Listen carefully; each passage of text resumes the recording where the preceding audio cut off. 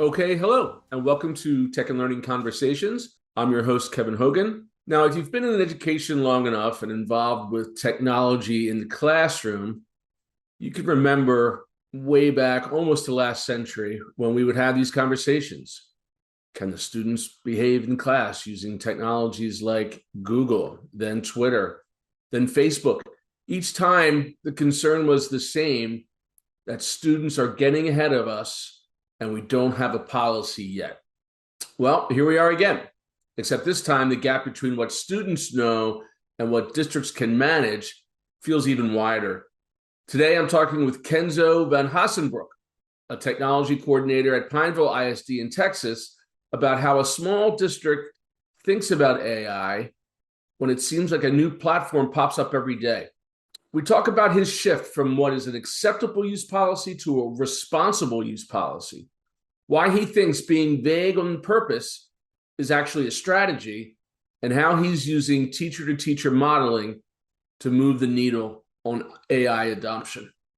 So if you're navigating this in your own district, and who isn't, there's a lot here worth borrowing. Let's get into it. Okay, Kenzo, thanks so much for meeting with me today. I really appreciate it.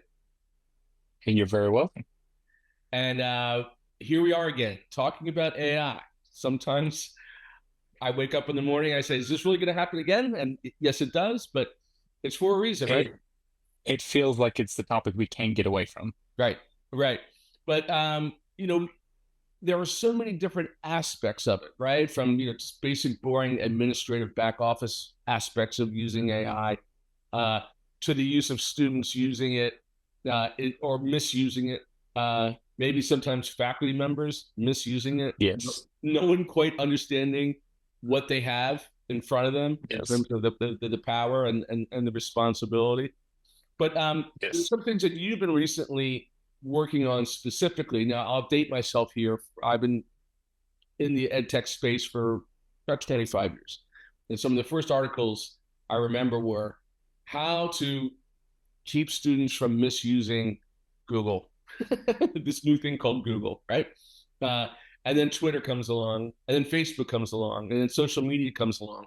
And there's always been this hand wringing about student use. Now, here we are at this yet another level. Maybe you can talk about where you see the differences between all the past behaviors and platforms and technology and AI. What makes this different? I feel like with a lot of other platforms and changes that we've seen, we had a little bit of a heads up. Like it started small. We could get used to like computers or internet and libraries and offices before it really got pushed out to the classroom and everyone had access to it. Same thing, with social media platforms. It kind of gradually built up. It wasn't this quick overnight, like it's accessible to everyone. With AI, we in the district didn't even have a chance to really put in policy and go through what that policy needed to be before Google, Meta, all these big companies just said, hey, it's here, it's integrated in our platforms, it's integrated in our tools, it's accessible. And we're still finding platforms daily that we don't know about, but that students are finding to do, to do their homework for them. It's an uphill battle, and it's changing much faster than we can learn of what's out there. Yeah, when specifically can you remember when you first started noticing students using AI chatbots, for example, in ways that may have raised red flags to you? I feel like last year was the first year where we really saw it in our district. I know it was coming up prior to that, but it wasn't very much out there. It wasn't integrated in every platform. Last year we got, kind of wind of some of those changes coming, but we're a small district. We weren't seeing it yet. And then this year, the moment we came back from summer break, it was there. The students were used to it. They were using it faster and sometimes more efficient than we were. So how what's your defenses look like? Talk a little bit about how you're putting up the guard. I know you have as you mentioned several different platforms coming from left to right. Mhm. Or as you said with homework, things are remote, maybe not even necessarily on district systems. Talk a little bit about what wakes you up in the morning? Well, I'm kind of in a tough spot. I'm purely on the technical side. I've never been in a classroom. My classroom side of things comes from me talking to teachers, and that's what I've been trying to do. Understand the data privacy side of things, the harm that these systems can have in terms of kind of the power that's behind them. So I go to teachers and I say, hey, what systems are you using? And what systems are your students using that we may not know about, we need to look into? Um, and more often than not, I hear, hey, the student just stumbled upon one and now half my class is using it. So communicating with our instructional staff is a big way of like saying, okay, what's out there? What is a problem to you? What are they using for enrichment in a classroom? And what are they using that's causing you problems? We've actively been looking at platforms that work for our district, work for our size, work for the projects that we want to do, and kind of come up with a grading scale of, hey, if you give an assignment, do you want students using AI for this? How much AI do you want them to use for this? Is it we don't want anything at all, or do we want them to use it to kind of perfect their work, or really just do an AI focused project? We've done those too, where students make podcasts or interviews, and they actually make visuals with AI as part of that project. So it's working it in. I mean, this isn't like an all or nothing sort of situation. I mean, the reality is that is now part of our existence, right? And part of it, Yes. and then how to properly integrate it. To that end, talk a little bit more about your communications with faculty. I mean, again, I point back to the Facebooks and the Twitters back in 2007, 2008.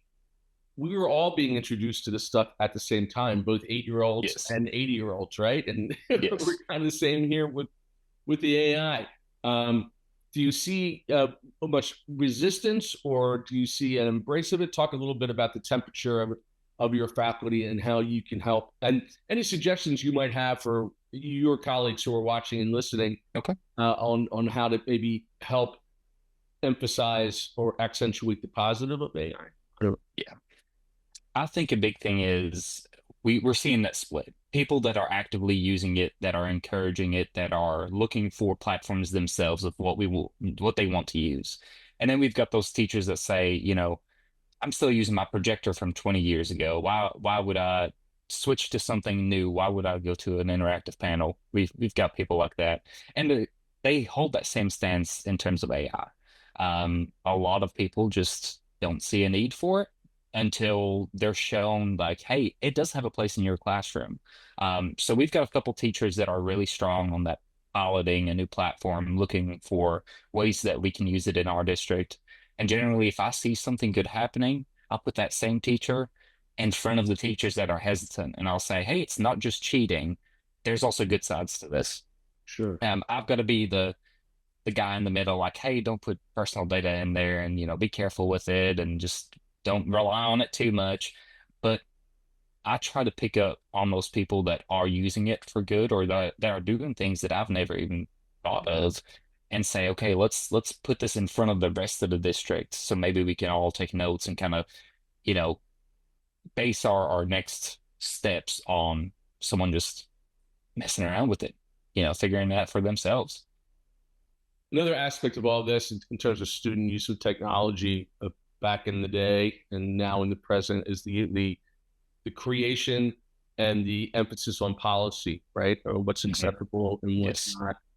I've always been, as an outsider, looking in and looking at a school district and that puts together an acceptable use policy, and I kind of roll my eyes a little bit, like, oh yeah, right, like that's going to happen. Kids aren't going to use it. Can you talk a little bit about the importance of those policies and how to make them effective?